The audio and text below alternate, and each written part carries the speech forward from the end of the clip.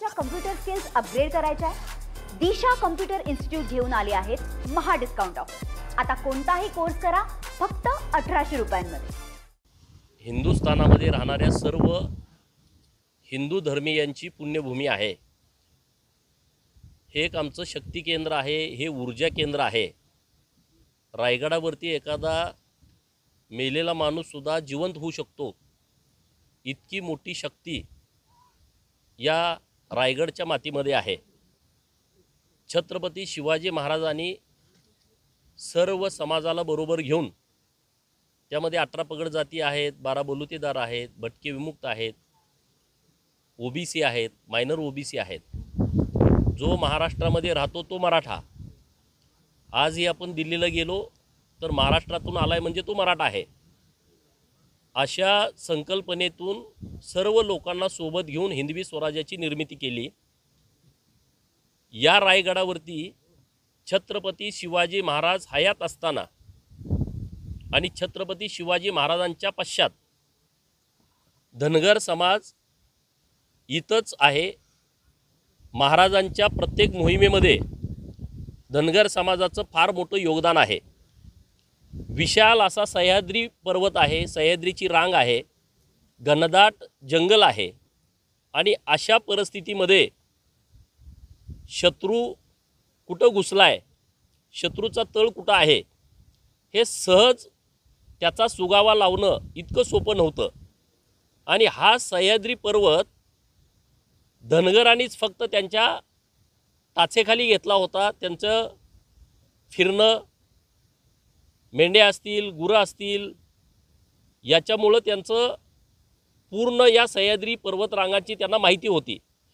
आणि त्यामुळं शत्रूंची तळे शोधणं, तिथंपर्यंतच्या वाटा निर्माण करणं आणि अचानक म्हणजे महाराजांच्याकडे ह्याची माहिती देऊन त्या शत्रूच्या तळावरती हल्ला करणं, त्यांना सपासप कापून टाकणं आणि परत त्या वाटा मुजवणं, जुन्या परत नव्यानं वाटा निर्माण करणं, किंवा ह्या जनावरं राखायला गेल्याच्या नंतर शत्रूंच्या गुप्त हालचाली ह्या पहिल्यांदा धनगरांना कळायच्या, कारण ते सगळ्या रानावनातून असायचे आणि ती इत्तंभूत माहिती रायगडापर्यंत पोचवण्याचं काम हे सगळे बांधव करायचे। हे झालं छत्रपती शिवाजी महाराजांच्या काळामध्ये। छत्रपती शिवाजी महाराजांचं निधन हे 1680ला झालं। धर्मवीर छत्रपती संभाजी महाराजांचं निधन 1689ला झालं, जे औरंग्यानं त्यांची हत्या केली। 1689 नंतर पण धनगर इथं आहेत। परत हा किल्ला मोगलांच्या ताब्यात गेला, परत हा किल्ला इंग्रजांच्या ताब्यात गेला। 1680च्या नंतर आता काही दशकापूर्वी लोकांना राजकारण कळायला लागलं। छत्रपती शिवाजी महाराजांचा उपयोग राजकारणासाठी करावा अशी काही लोकांची भावना झाली।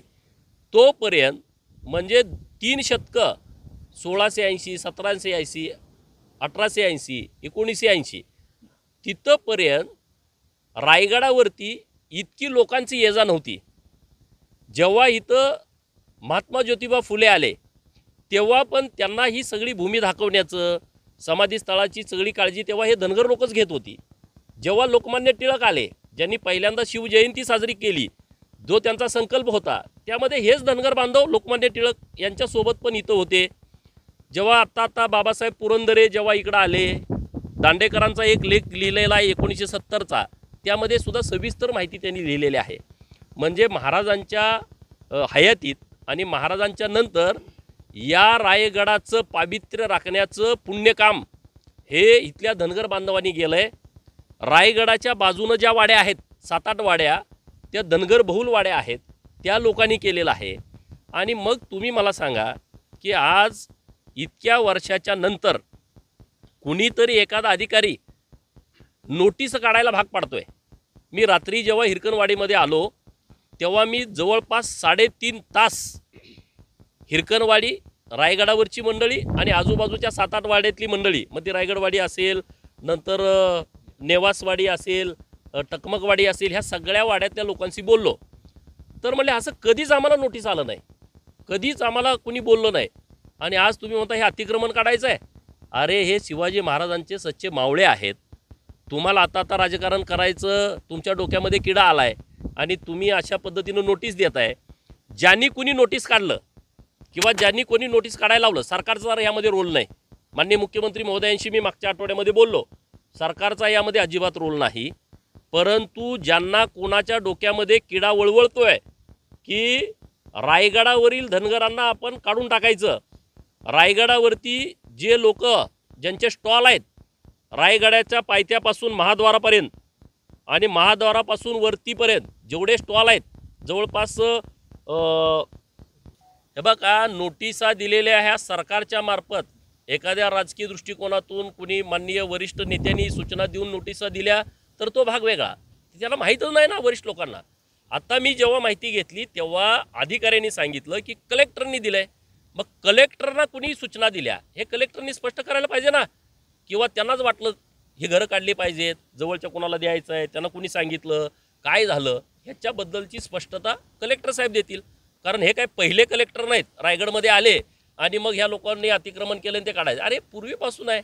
महाराष्ट्राची निर्मिती 1960ला झाली, भारत स्वतंत्र 1947चा झाला. अरे महाराजांच्या काळापासूनची लोक आहेत. तुमचं पुरातत्व विभागाचा जन्म कधी झाला आहे त्याचं साल काढा, त्याच्यापूर्वीची लोक आहेत. वन विभागाचा जन्म होण्यापूर्वीची लोक आहेत. वन विभागाची लोक खाली कारवाई करतायत, महाद्वारापासून खाली पायथ्यापर्यंत, आणि वर लोक हे पुरातत्व विभागाची लोक कारवाई करतायत. आणि म्हणून सरकार हे अशा पद्धतीनं करणार नाही. मी आज इथून गेल्याच्या नंतर माननीय राज्याचे मुख्यमंत्री महोदय यांच्यापर्यंत हा सविस्तरपणे अहवाल मी देणार आहे. इथल्या लोकांची मागणी, इथल्या लोकांची भूमिका आणि ह्यांचं इथलं योगदान हे माननीय मुख्यमंत्री महोदयांच्या कानावरती मी 100% घालतो. आणि मुख्यमंत्री अत्यंत संवेदनशील आहेत. ते कुणावरती अन्याय करणारा त्यांचा स्वभाव नाही आहे. आणि त्यामुळं माननीय रायगडचे जिल्हाधिकारी साहेब यांनी याच्याबद्दलची स्पष्टता द्यावी की नोटीस काढण्याचं कारण काय, नोटीस कुणी काढायला लावलं आणि नोटीस आताच का काढलं. कारण 1960 पासून कुठल्याही महाराष्ट्राची निर्मिती झाल्यानंतर कुठल्याही कलेक्टर महोदयांनी यांना नोटीस काढलं नाही. ही तर लोक तेव्हापासून आहेत, स्टॉलधारक तेव्हापासून आहेत. मग आत्ताच नोटीस काढण्याचं कारण काय, याच्या मागं नेमकं कोण आहे याची स्पष्टता माननीय जिल्हाधिकारी महोदयांपेक्षा दुसरं कोणी देईल असं मला अजिबात वाटत नाहीत. तर त्यांनी ते द्यावं. आणि जिल्हाधिकाऱ्यांना मला विनंती करायची आहे, कामं करण्यासारखी खूप आहेत रायगड जिल्ह्यामध्ये, ती कामं तुम्ही करा. तुम्ही ह्या भानगडी करण्याच्या भानगडीत अजिबात पडू नका असं मला त्यांना नम्रपणे सांगायचं आहे. साहेब, राज्यामध्ये आपण बघितलं तर गड किल्ल्यांवरच्या अतिक्रमणाचा आपण विषय घेतला तर विशालगडावरचं अतिक्रमण असेल, प्रतापगडावरचं असेल, धनाची जी खबर होती ती असेल, आणि त्याच्यानंतर आता या रायगड किल्ल्यावर राहणारी धनगर वस्ती आहे, त्याच्यावर कुठेतरी वैयक्तिक असा दबाव टाकला जातोय का, किंवा अतिक्रमण काढून हे बघा, अतिक्रमणाचे 2 प्रकार आहेत. प्रतापगडावरचं अतिक्रमण आणि विशाळगडावरचं अतिक्रमण हे जिहादी लोकांनी केलेलं अतिक्रमण आहे. प्रतापगडावरती आणि विशाळगडावरती ज्यांनी अतिक्रमण केलं हे शिवाजी महाराजाला मानणाऱ्या न लोकांनी केलं आहे. अतिक्रमणातला भाग समजून घ्या. ते अतिक्रमण तर काढलंच पाहिजे.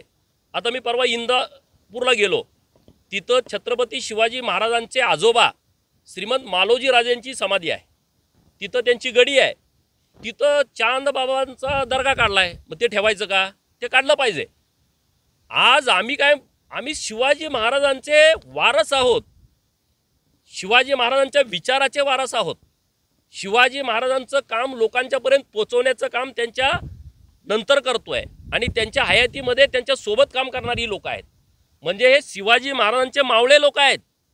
हे तुम्ही अतिक्रमण कसं काय म्हणू शकता? हे अतिक्रमण अजिबात नाही. हा यांचा अधिकार आहे आणि हे पूर्वीपासून इथंच लोक आहेत. त्यामुळं अतिक्रमण प्रतापगडावरचं, अतिक्रमण विशाळगडावरचं ते 100% काढलं पाहिजे. ते काढलं. राज्याच्या मुख्यमंत्री महोदयांचं मी अभिनंदन करतो. अन्य कुठल्याही गडावरती जिहादी प्रवृत्तींनी केलेलं अतिक्रमण ते आत्ताही काढलं पाहिजे. त्याच्यावरती आमची भूमिका ठाम आहे. तुम्ही महाराष्ट्रातल्या राजकीय पुढाऱ्यांना सोडून, म्हणजे ज्यांना हे अतिक्रमण काढावं वाटते अशा बाकीच्या राजकीय पुढाऱ्यांना तुम्ही विचारा, किंवा हजारो लाखो शिवभक्त येतात गडावरती त्यांना विचारा. ते म्हणतील की धनगर समाजाचं इथं पहिल्यापासूनचं वास्तव आहे आणि त्यांच्यासोबत आम्ही आहे. सर, तुम्ही म्हणाला जसाच तसं उत्तर देऊ आपण. तुमचा रोख थेट प्राधिकरणाच्या अध्यक्षांकडे आहे का? हे बघा, जो कोणी यामध्ये असेल तो, मला माहीत नाही, पण ज्यांना कोणी हे केलं असेल त्यांना तर माहीत असेल ना. जो कोणी असेल तो, की ज्याला वाटतं की धनगरांनी अतिक्रमण केलं आणि त्यांना काढायचं, त्यांना आम्ही उत्तर देऊ. ज्यांनी नोटीस काढायला लावले त्यांनी स्पष्ट पुढे यावं. अधिकाऱ्यांच्या आडून लढायची आवश्यकता नाही ना. आणि हे शिवाजी महाराजांच्या विचाराला पटणारी गोष्ट आहे का? जे कोणी हे सगळे उद्योग करतायत त्यांना माझा थेट सवाल आहे की महाराजांना हे पटण्यासारखी गोष्ट आहे का? त्यांच्या विचाराला तुम्ही कुठल्या पद्धतीनं काम करायला लागलाय? तुम्ही 1 दिवस येणार, वर्षातलं 2 दिवस येणार. अरे इथं हीच मुलं आहेत ना सगळ्या शिवभक्तांचं स्वागत करायला, इथं छत्रपती शिवाजी महाराजांच्या समाधीची काळजी घ्यायला, इथल्या जगदीश्वर मंदिरामधली आजूबाजूच्या परिसरातली काळजी घेण्यासाठी इथं हजारो लोक येतात. त्यांच्यावरती वाच कोण ठेवतं? हीच मुलं ठेवत आहेत. कुठलंही गैरकृत्य इथं करू देत नाहीत, चुकीचं काम ही मुलं करू देत नाहीत.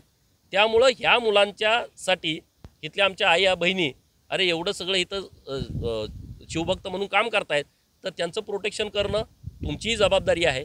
तुम्हाला ते जमणं शक्य नसेल, आम्ही करू. मला तुमच्या कम्प्युटर स्किल्स अपग्रेड करायच्या आहे? दिशा कम्प्युटर इन्स्टिट्यूट घेऊन आले आहेत महा डिस्काउंट ऑफ. आता कोणताही कोर्स करा फक्त 1800 रुपयांमध्ये.